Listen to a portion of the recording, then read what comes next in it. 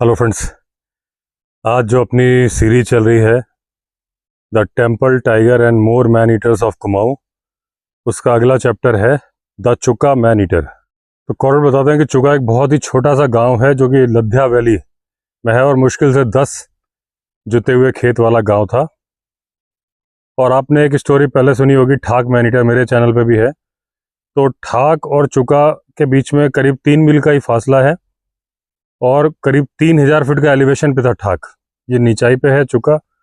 और यहाँ 2 man eater थे, तो एक का नाम ठाक मैन ईटर था, एक का चुका मैन ईटर। जिम कॉर्बेट में चुका मैन ईटर को पहले मारा था, ठाक मैन ईटर को बाद में मारा था। और जो बुक की सीरीज में कर रहा हूँ इसमें ठाक मैन ईटर नहीं है, ठाक मैन ईटर्स ऑफ कुमाऊं में है, उसका मेरा वीडियो है। क्योंकि ये सीरीज में चुका मैन ईटर है तो इस सीरीज की मैं इसके बाद केवल एक, इस बुक में एक और बचेगा और वो है तल्ला देश मैन ईटर। तो अभी चुका के बारे में बता रहे हैं कि चुका एक छोटे से गांव का नाम है। जैसे पहले बताया कि मैन ईटर का एक नाम दे दिया जाता था जिस गांव के आसपास के एरिया में वो काम करता था या वारदात करता था, तो इसका नाम दे दिया गया चुका मैन ईटर। अब इस चुका गांव से 2 रास्ते आगे को जाते थे। थोड़ी दूर एक रास्ता जाके 2 हिस्सों में डिवाइड हो जाता था। एक रास्ता जाता था ठाक गाँव की तरफ, जिसका मैंने अभी जिक्र किया, वहाँ पर मैन ईटर था। और दूसरा जाता था कोटकुंदरी। कोटकुंदरी गांव था जो कि चुका में रहने वाले लोगों का ही गांव था, मतलब रहते यहाँ थे, वहाँ उनकी ज़मीनें थी, वहाँ जाके वो खेती करने जाते थे। 5 दिन 7 दिन रहे, वापस आ गए, इस तरह से था। अब इसमें 1936 की विंटर्स की बात है। एक आदमी 2 अपने बैल लेके और अपना हल कंधे पे लेके जा रहा था कोटकुंदरी की तरफ से। जैसे ये 2 रास्ते आए, सडनली एक टाइगर जंप करके सामने आ गया। अब इसके साथ 2 बैल थे, कंधे पे हल था। इसने बहुत साहस दिखाया और एकदम से बैलों के आगे खड़ा हो गया और स्टिक लहराने लगा। डंडा भी था इसके पास में, ऐसे डंडा लहराने लगा। उतनी देर में बैल भाग गए पीछे से। अब जब बैल भाग गए तो उसका, वैसे आया था वो बैल मारने के लिए, बैल भाग गए तो उसका सारा अटेंशन आ गया इस आदमी की तरफ। उसने एकदम पोजीशन ले ली आदमी पे अटैक करने के लिए, लेकिन आदमी ऐसे डंडा लहरा रहा था। तो बड़ा टाइगर असमंजस में था, मैं क्या करूं क्या करूं। अब इसने कहा क्या करूं, तो इसकी हिम्मत जवाब दे गई आदमी की। इसने कहा भागता हूं। और जैसे ही भागा, उसको भागते देख के टाइगर ने इसके ऊपर जंप मारा। अब जब जंप मारा तो इसके कंधे पे एक तो कुछ बोरा में सामान वगैरह था जो ये खाने पीने की व्यवस्था लेके जा रहा था, और दूसरा था हल। उसके ऊपर लैंड किया टाइगर ने, कंधे पे ना करके। तो उसके दांत वात उस बोरे पे गड़े और उस आदमी को समझ में नहीं आया क्या करूं, तो उसने एकदम से अपना हल भी फेंक दिया, अपना वो बोरा भी फेंक दिया।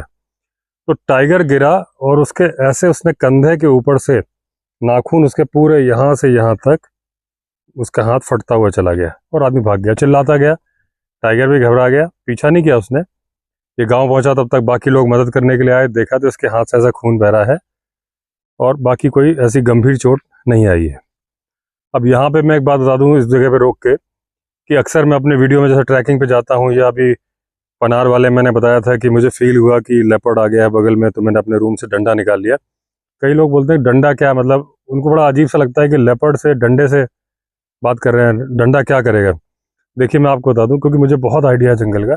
यहाँ मैंने इस स्टोरी को क्यों रोका, क्योंकि यहाँ पे मैं नहीं बोल रहा, जिम कॉर्बेट बोल रहे हैं कि टाइगर के सामने वो डंडा लहराने लगा और टाइगर रुक गया। इतना मौका मिल गया कि बैल भाग गए, आदमी को भी पलट के भागने का मौका मिला।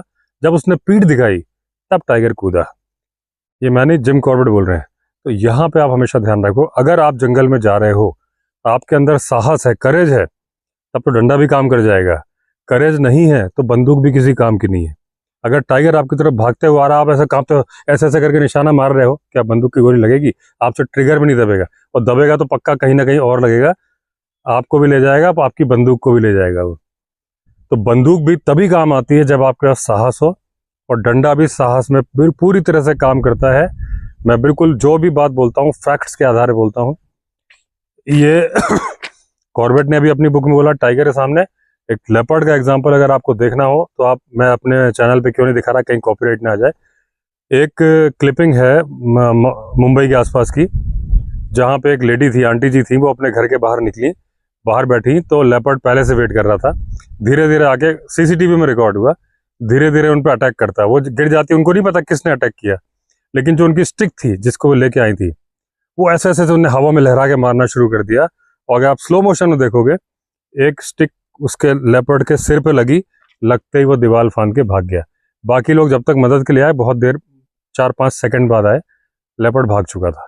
डंडे से लेपर्ड भाग जाता है, जबकि वो तो बिल्कुल ऐसे हल्के हाथों से चला रही थी लेपर्ड वो डंडा, लेकिन फिर भी सिर पे लग गया। तो डंडा बहुत अच्छा आपका प्रोटेक्शन होता है, लेकिन सबसे बड़ा प्रोटेक्शन होता है आपका करेज। करेज है तो ही आप जंगल में जाओ। कई लोग बोलते हैं आप फायर आर्म्स लेके जाया करो। भाई साहब, पहली बात तो फायर आर्म्स इलीगल है, आप ले जा नहीं सकते। और दूसरी बात, अगर आपको जंगल को डिस्टर्ब करने जाना है तो आप जाओ ही मत। आप जंगल को एंजॉय करना चाहते हो, जंगल में जाना चाहते हो, तो जंगल आपकी वजह से डिस्टर्ब ना हो, जानवर ना हो, तब आप इतना साहस रखो तो जाओ। ले आजकल खांसी बहुत आ रही है, और जो विक्स की टैबलेट थी वो गाड़ी में पड़ी रही। गाड़ी मेरी बाहर खड़ी हुई है। जंगल के अंदर देसी इलाज है, अदरक को भून लो, उसको चूस के फूक दो। चूसने में दिक्कत हो, अच्छे लगे, थोड़ा सा काला नमक ले लो। नमक कभी आप सब जब गार्गल करते हो तो नमक के साथ ही करते हो, हल्का सा टच करो।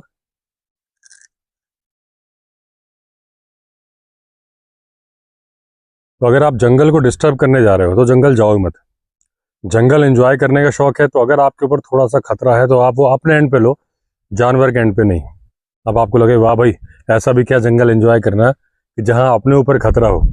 तो मैं आपको बता दूं, जंगल जाने में उतना ही खतरा होता है जितना सड़क पे गाड़ी चलाने में, उससे जरा सा भी ज़्यादा नहीं होता।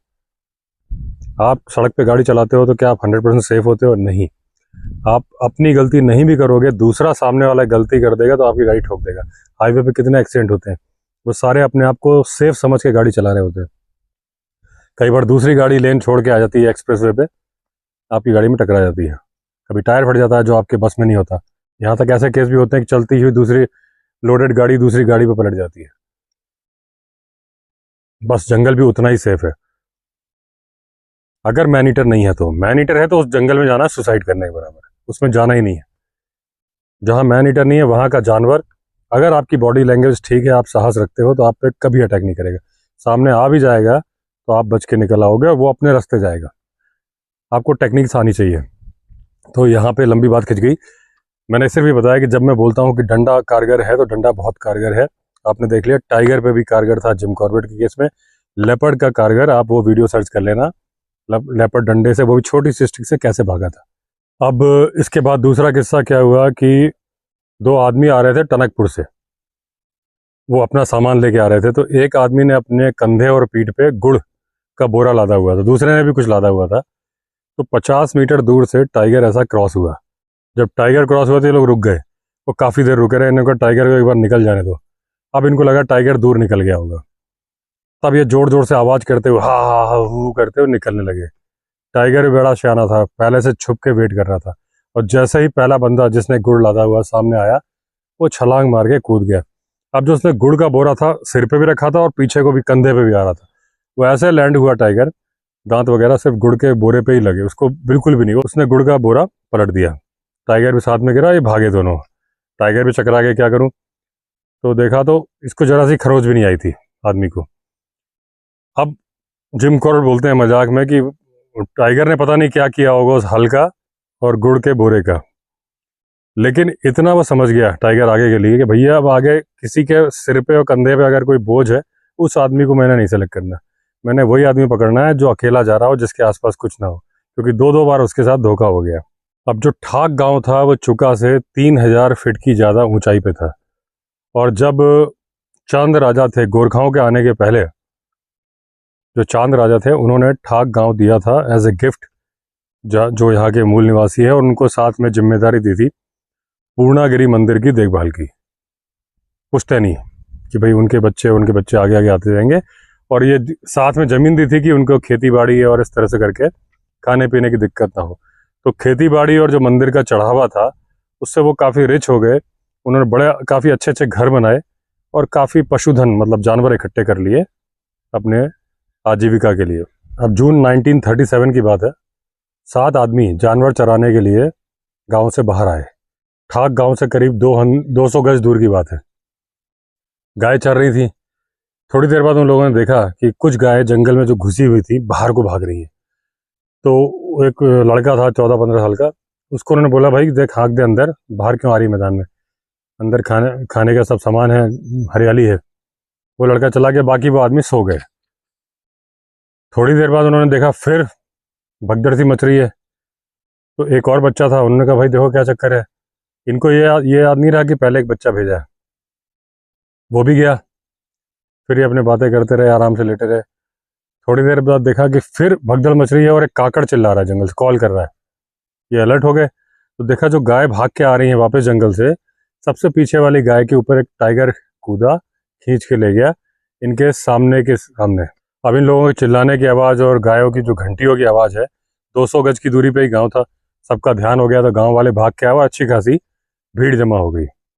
अब जो भीड़ जमा हो गई, भीड़ में एक विडो लेडी थी जिसका बच्चा भी इन भीड़ के साथ आया था।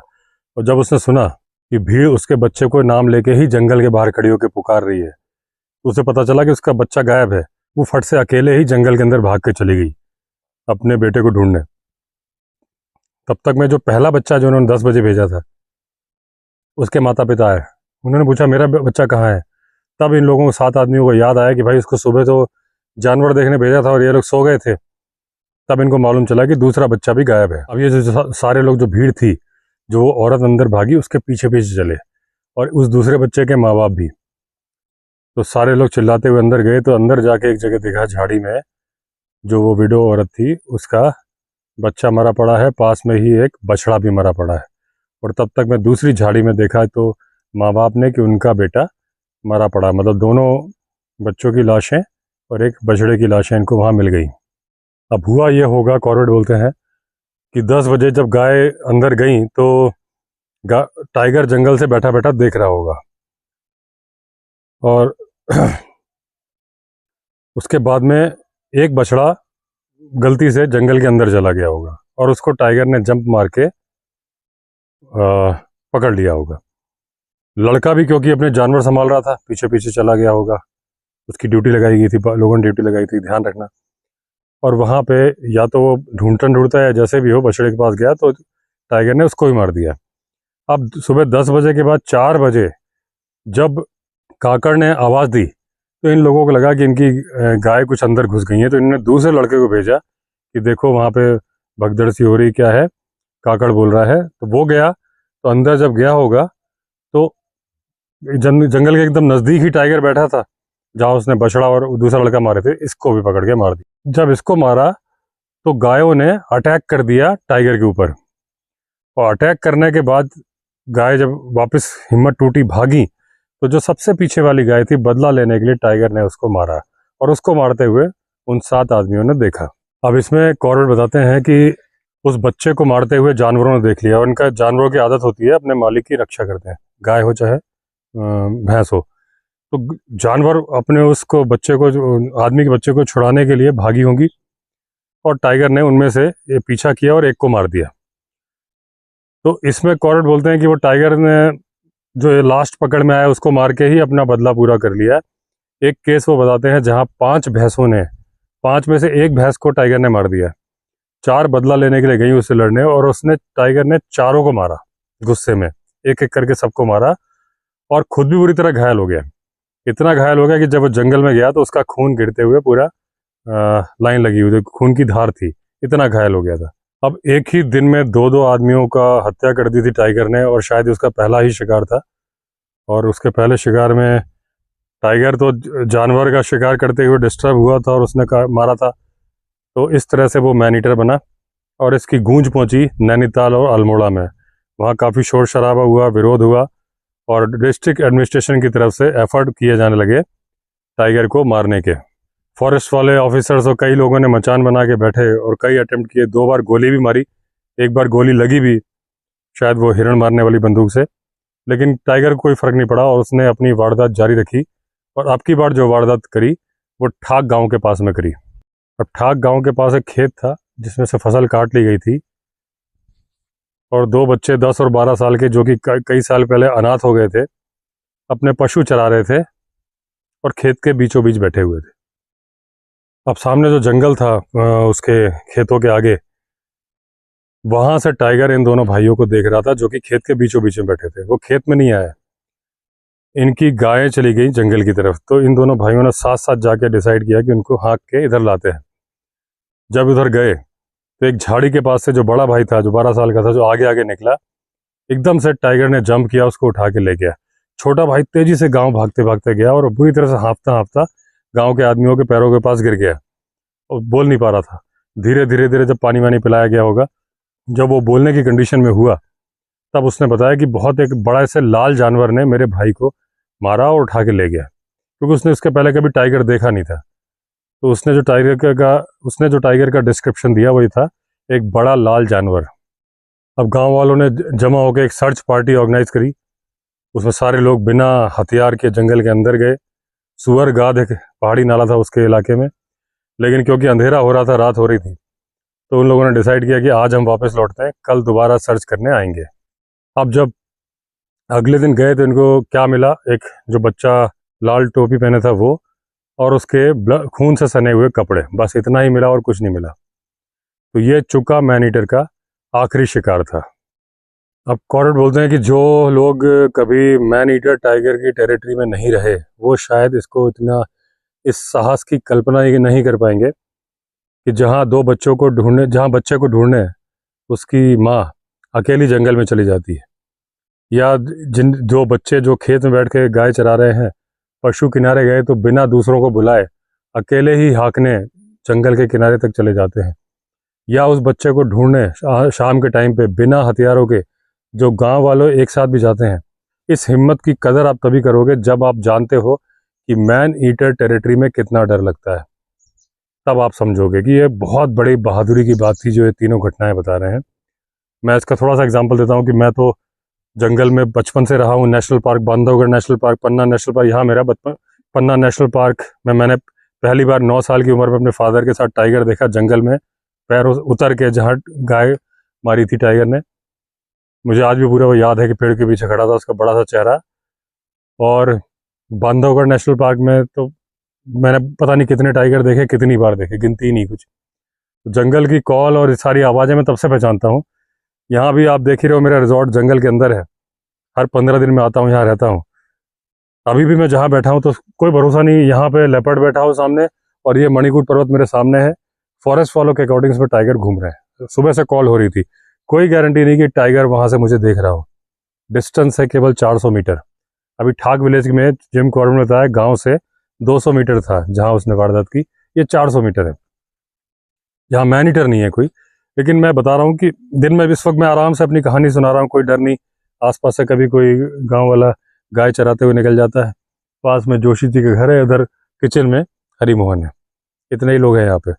लेकिन जब रात को परसों रात को मुझे डर लगा, पर जब मुझे ऐसा फील हुआ कि मुझे कोई देख रहा है, वो मैंने क्लिपिंग अपने पनार मैनीटर वाले वीडियो में दिखाई थी।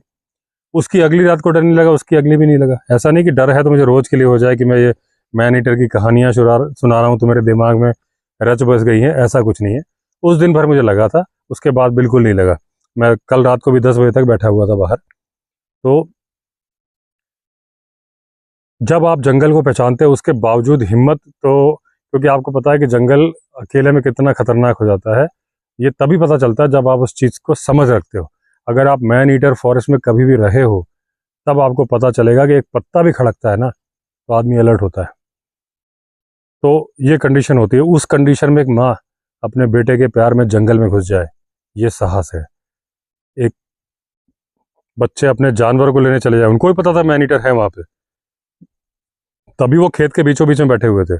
और वो अनाथ बच्चे जो किसी के कुछ नहीं लगते थे, उनको देखने के लिए गांव वाला की पूरी फौज चली जाए। उन सबका परिवार था, लेकिन वो भी किसी को भी शेर लेके जा सकता था। क्या था उनका, सिर्फ डंडे वंडे रहे होंगे और कुछ नहीं। वो तो मैन ईटर था। डंडा वंडा तब काम आता है जब मैन ईटर ना हो जानवर। मैंने अभी इस वीडियो के स्टार्टिंग में भी जो बोला था, कहीं आप समझो कि मैन ईटर भी डंडे से डर जाएगा, नहीं डरेगा। उसको पता है कि आदमी में पावर ही नहीं है, उसको पता है डंडा कुछ नहीं कर पाएगा। लेकिन जब तक वो मैन ईटर नहीं है, वो आदमी से डरता है, और डंडा लहराओ या ऐसा कुछ भी एक्ट करो, वो बड़ा पीछे हटता है। वैसे भी टच करने के पहले काफ़ी सोचता है वो आदमी को, क्योंकि उसने मारा कभी नहीं होता ना आदमी को। अब तक चुका मैन ईटर पूरी जिंदगियां लोगों की एक वो लोगों की ज़िंदगी में दहशत ला चुका था, हर कोई परेशान था। और अब आइबर्टसन जो है डिप्टी कमिश्नर बन गए 3 जिलों के, नैनीताल, अल्मोड़ा और गढ़वाल। तो वो तो कॉर्बेट के पुराने दोस्त थे, बचपन के ही दोस्त थे। आपने देखा था रुद्रप्रयाग मैनीटर में ये लोग साथ साथ रहे थे, वो सीरीज आपने देखी होगी। वो बात है 1926 की, ये बात है 1937 की, यानी कि जब रुद्रप्रयाग के मैनीटर को कॉर्बेट ने मारा था उसके 11 साल बाद की बात है। तो अब आइबर्टसन, कॉर्बेट और आइबर्टसन की वाइफ जीन, ये निकले साथ में जो स्टाफ था। तो पहले तो मोटर गाड़ी से निकले, जहाँ तक मोटर गाड़ी गई वहाँ तक, उसके बाद ये पैदल चलना शुरू हुए और साथ में इनके स्टाफ कैंपिंग का सामान लेके चल रहा था। अब कॉर्बेट बताते हैं कि ये अप्रैल का महीना था, वो बहुत गर्म था और ये दिन के सबसे गर्म टाइम पे पहुंचे थे। वो बोले शरीर के कई देखे और अनदेखे हिस्सों में छाले से पड़ गए थे, खुजली हो रही थी पसीने की वजह से। तो शारदा रिवर के किनारे ये बैठे और चाय पी। तो बोले फिर हमारी ताकत वापस आई और फिर हमने चलना शुरू किया। टेंट और आदमी पहले भेज दिए गए थे। अब ये एक शॉर्टकट लेके पैदल पैदल चले थूली गाद, एक जगह जहां इनको कैंपिंग करनी थी। अब अगले दिन इनको जो थूली गाद से जाना था वो जगह थी काला डूंगा। तो काला डूंगा जाने के लिए 2 रास्ते थे, शारदा गॉर्ज की तरफ से 8 माइल्स और वाया पूर्णागिरी जाओ तो 12 माइल्स। तो जिम कॉर्बेट, आइबर्टसन, उनकी वाइफ शॉर्टकट से गए, आदमी लोग पूर्णागिरी वाले लंबे रास्ते से गए। अब जिस गॉर्ज से गए वहाँ पे कभी ट्राम लाइन चलती थी। एक अंग्रेज थे जेवी कॉलियर, वो साल के बहुत पता नहीं कितने लाख फिट साल कटवा रहे थे। नेपाल सरकार की तरफ से अंग्रेजों को गिफ्ट देनी थी वो लकड़ी, वर्ल्ड वार फर्स्ट का थैंक गिविंग था वो। तो वो जो ट्रामवे लाइन थी उसमें से लकड़ी जाती रही होगी और वो बाद में फ्लड आया, चट्टान वगैरह गिरी तो ट्रामवे लाइन बह गई थी। अभी बार्किंग डियर यहाँ से बोल रहा है। मैंने ये वाला माइक लगाया है तो इसमें आपको आवाज़ नहीं आएगी।